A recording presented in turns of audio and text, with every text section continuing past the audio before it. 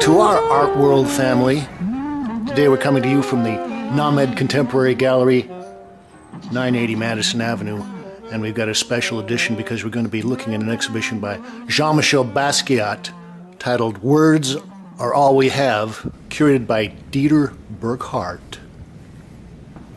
Well, I'm going to splice in a photograph of the wall text that explains the premise of this exhibition. And there's a couple of things I'd point out. One of them is that they're trying to link a lot of Basquiat's text work with conceptual art, which may or may not be a correct reading. And also that a lot of this was inspired by an exhibition that we covered at the Brooklyn Museum, The Unknown Notebooks. Well, we're going to start off looking at this piece, CPRKR, and this is acrylic and oil stick on a tied wooden structure.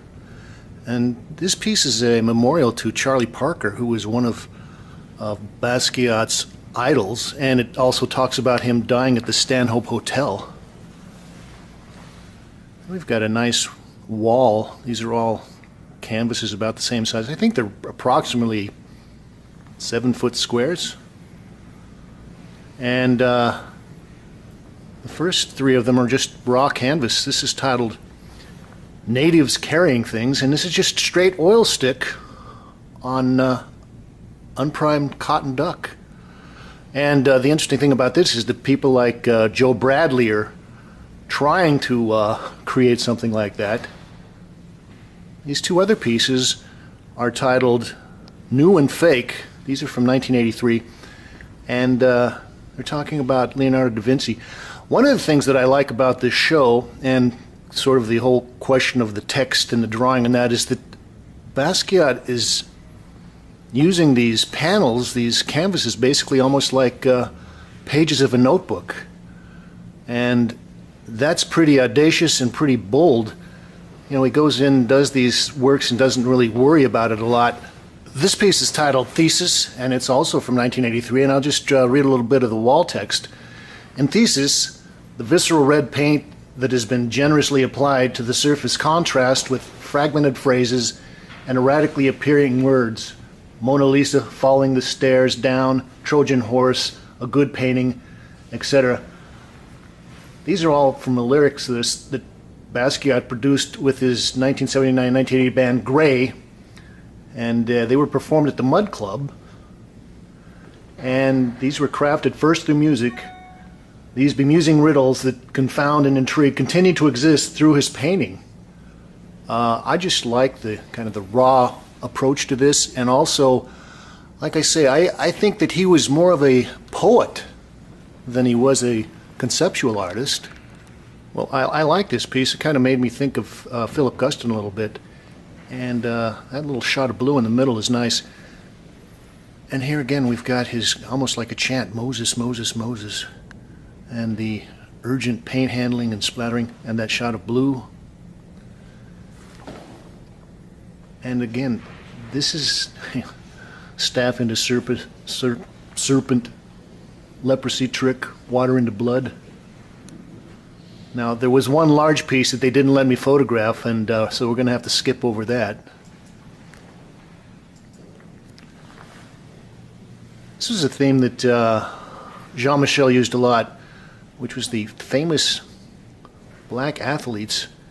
And these two pieces are nice, and they're kind of interesting because he painted them. He stretched the canvas over pallets, the old loading pallets. And there's a real, what a bunch of painters came along later and started using for casual painting. He was doing this back in the early 80s. I believe these are from 82 or 83. Now, I actually bumped into Jean-Michel once or twice. I used to work at Utrecht, the art store. And about closing time, he had a group of Rastafarians that he worked with, and they would come in and sort of swoop through and pick up a couple $1,000 worth of paints and brushes and canvases. And they would also pick up things around the neighborhood, take them back to the studio, and he would paint on them. I think they probably found that piece. This piece is titled Low Boy in Junkie Paradise, 1983. Perceiving himself not as a painter but as a writer of tablets, lists, and vocabulary books, Basquiat created Discography 2 and Low Boy in Junkie Paradise as monumental lists celebrating the icons he admired. And it's nice because he's kind of combining his anatomy and skeletal structures with kind of what you have to move and which fingers you would push the different notes on the saxophone with. Well, I like this, the monochrome black with just the white text. This is just lists, and I think this probably will be the most exemplary piece for what they're trying to prove with the show. This is his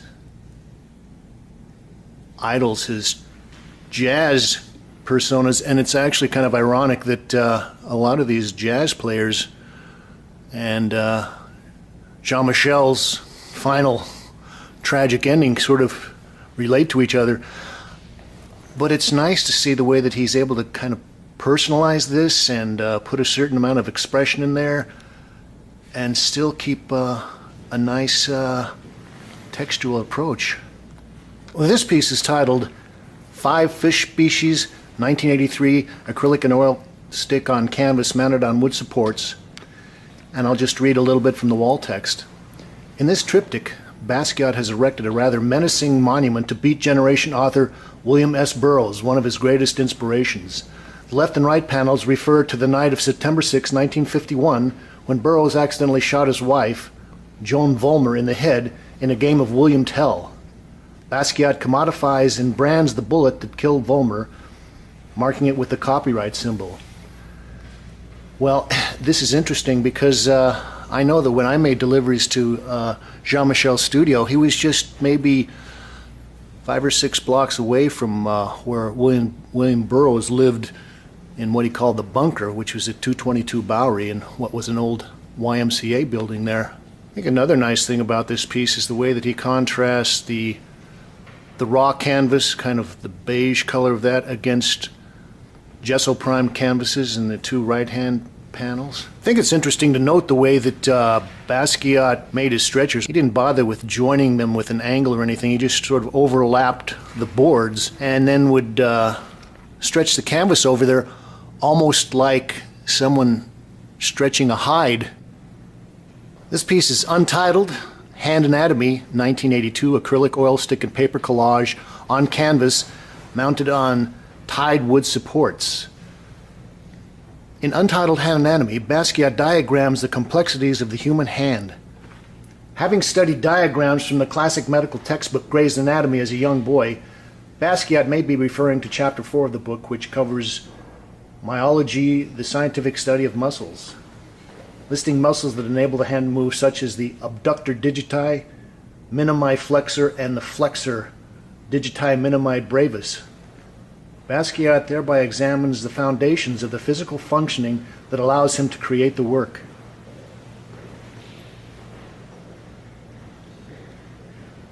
This is an interesting piece.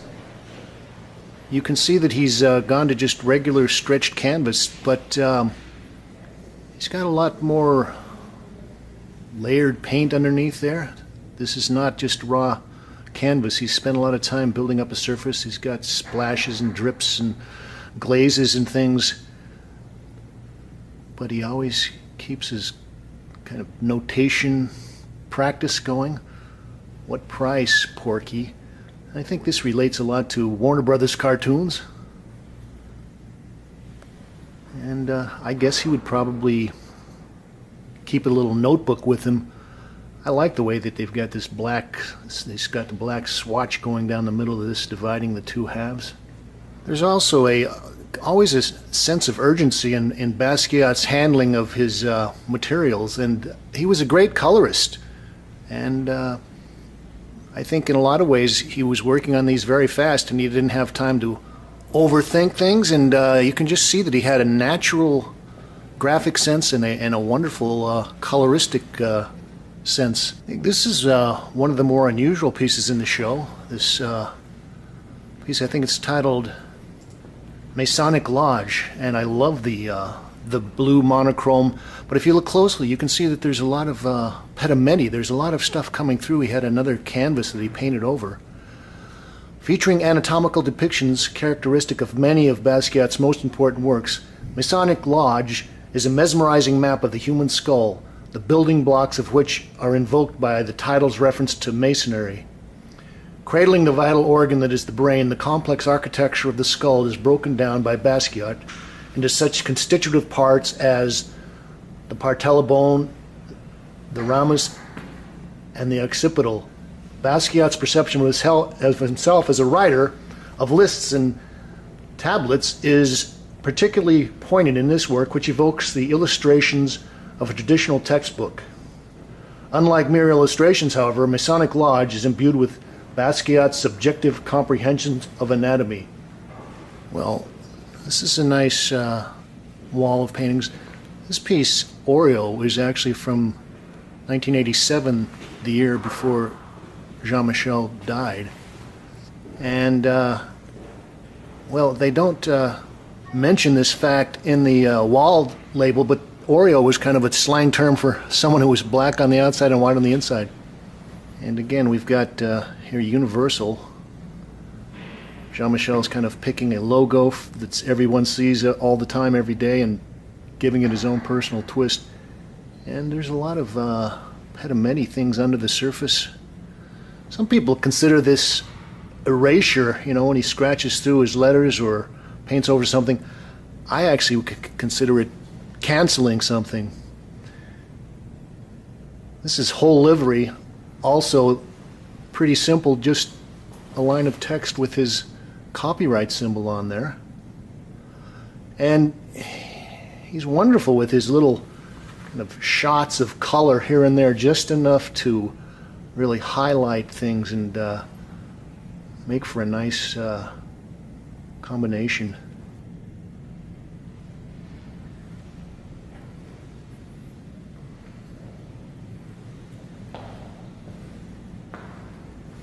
This almost looks like a little sign that I would see propped up out in the streets somewhere in Brooklyn. 59-cent special. And it also makes me think of some of the early Andy Warhols when he was just getting started on pop.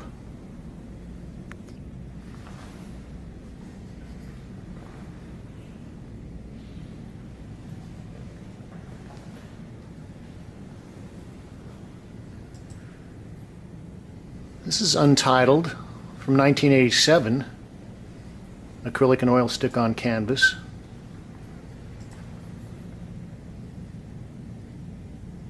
And again, we pretty much got a monochrome, and this is also stretched over loading pallets. This one is titled Peruvian Made. Composed of paneling and a found wooden box, Peruvian Made does not tap into a singular concern of Basquiat's, but encapsulates a myriad of potential meanings. Basquiat may be engaging with topics such as commerce, commodities, and the commodification of objects, including works of art themselves and tendencies within the art market, irrespective of the meaning of the works. This is the last piece we're going to look at. This is titled Repel Ghosts. And I just had a kind of a quick feeling when I was looking at this. It reminds me of Marcel Duchamp piece where he did a little door and covered it with leather. James Kalm